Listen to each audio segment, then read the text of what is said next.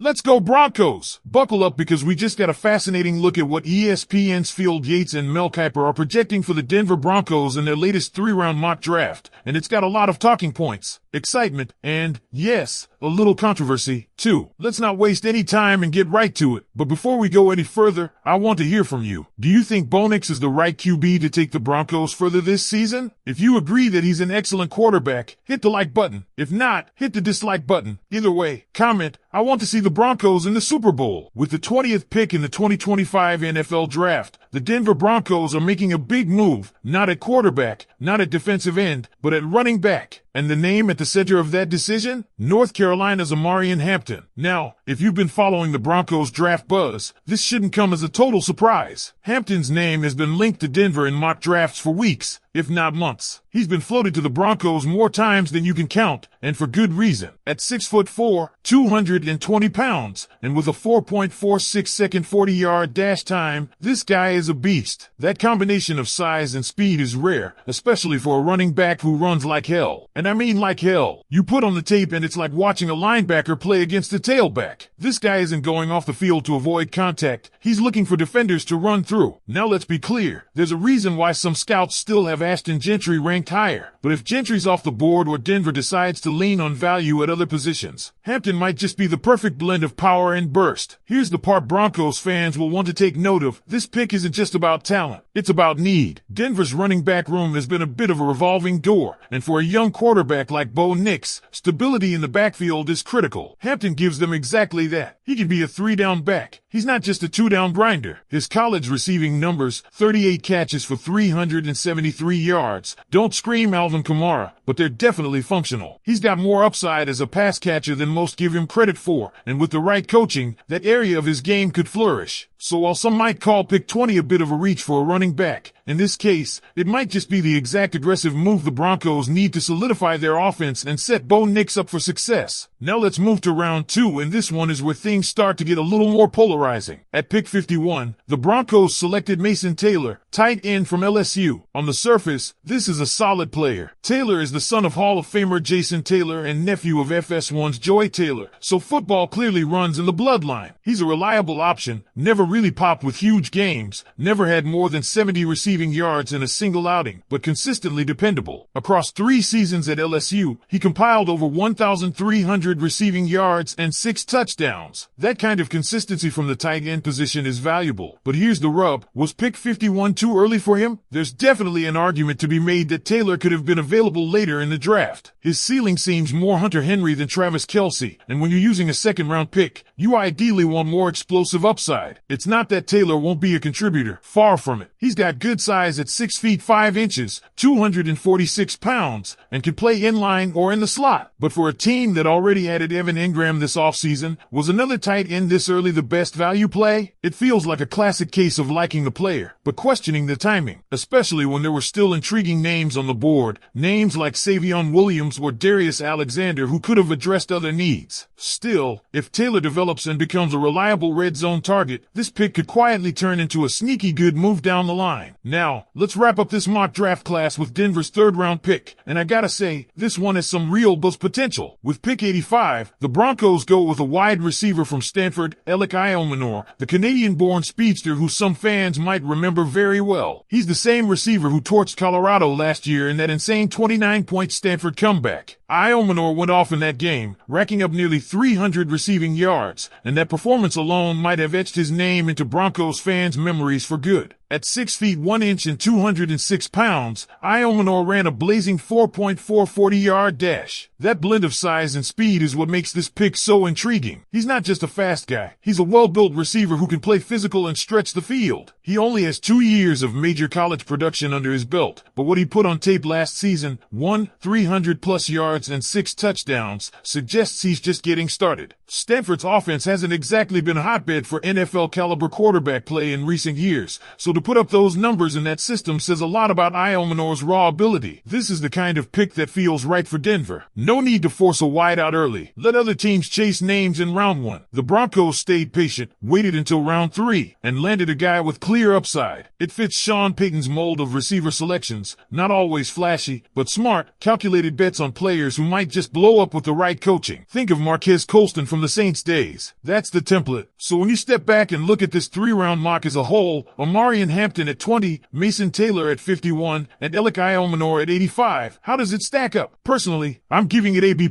Hampton fills a huge need and could become a star. Iomenor was a steal in round 3, and while Taylor was maybe taken a bit early, he still brings value. But that's just my take. Now I want to hear from you, Broncos country. How are we feeling about this mock? Grade the draft. A, B, C, D, or F? Are we loading up for a serious offensive revival? Or are there concerns with value and timing? Drop your thoughts in the comments. I'll be diving in and replying to as many as I can. Let's keep rolling, Broncos country, because while those first 3 picks already brought plenty of firepower to Denver's draft class, there's still more to unpack, especially when it comes to what wasn't done and the ripple effects that could carry into the rest of the offseason and even into the 2025 season. So after the 3rd round selection of Elic Iomenor, the mock draft closed out with a few other notable names that Denver passed on. These decisions are important to examine because they tell us not only who the Broncos did take, but who they chose not to take, and sometimes that's where the real insight lies. One name that stands out immediately is Trey Harris, a wide receiver out of Ole Mississippi. He was Jackson Dart's #1 target, and if Iomenor hadn't been available, you could make the case that Harris might have been the better fit at that spot. Another name with serious intrigue? Billy Bowman from Oklahoma. Tremendous production, incredible ball skills, the kind of safety that brings energy to a defense and would have fit nicely as a depth piece or rotational contributor. He's the type of player who always seems to be around the football, but maybe the biggest what if lies on the defensive line. The Broncos, despite grabbing Dre Greenlaw earlier in the offseason to help with their run-stopping issues,